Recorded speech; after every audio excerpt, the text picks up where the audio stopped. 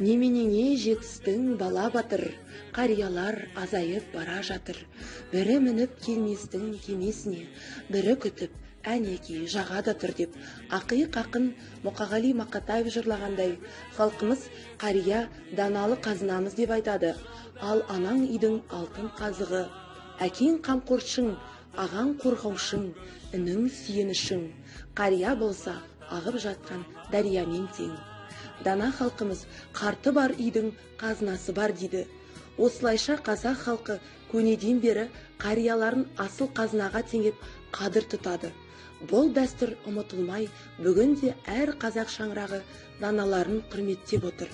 Бүгін біз өзінің барлық өмірін медицина саласына арнаған ардақты апамыз, асыл әжеміз, аяулы ана, құрметті зейнеткер Айтбаева Тәрбиеш Сейілхан қызы жайлы сыр шертеміз.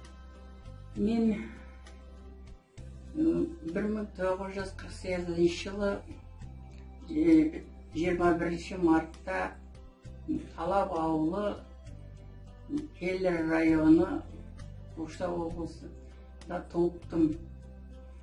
Содан менде өмір жолып солай әке-шешем бергі мәдениеттегі жерге ауысып, сол мәдениетқа келіп орнығыппыз. Сол жерде өстім, балалық шағым мәдениетте өтті.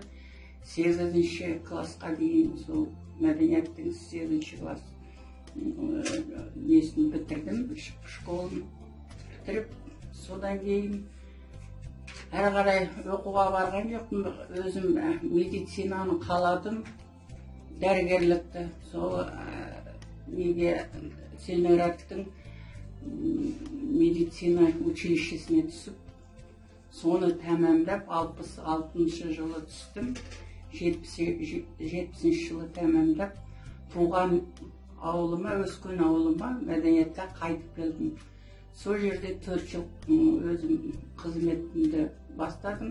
Сол жерде істедім. 4 жылдан кейін енді өзіміз бала күнімізден бірге өскен, бірге жүрген Қараздаев деген жігітке қосылып, содан ол кісі қызмет бабымен ауысып, 24-ші партсъезге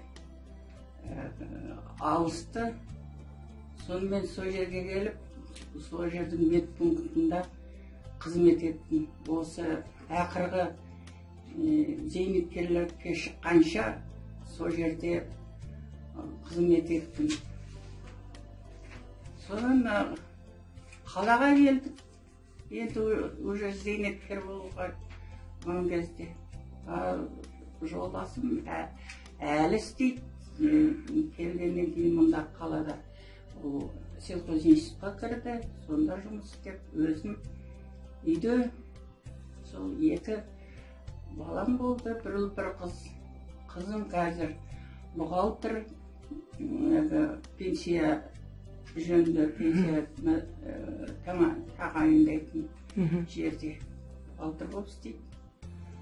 Ұлым менде стройкада істейді. Екеуінен 4 немерем бар. Өзім шөбере көріп отырмын. Былтыр үйленген немерем. Отбасымыз сол аман есен жүріп жатырмыз, жақсы. Алла жазса келесі жылы елде 31-інде 50 жыл болады екеуміз. Ал енді келер ұрпаққа айтарым, еңбектену керек, ерінбеу керек. Ерінбесең, еңбек етсең, бәрі болады. Жақсы болып, жамандықтан алыс болып, жақсылыққа иір болып, сол жақсы болсын. Жастар аман болыңдар, біздің жолымызды берсін. Біз тілекшіміз жастарға. Сендердің өмірлерің мынау қазір болып атқан 21-ші ғасыр жастар жылдары. Сендерде қазір жақсы өмір басталып жатыр. Соны жақсы жүріп, тату тәтті адал қызмет істеп, сол айтарым жастарға.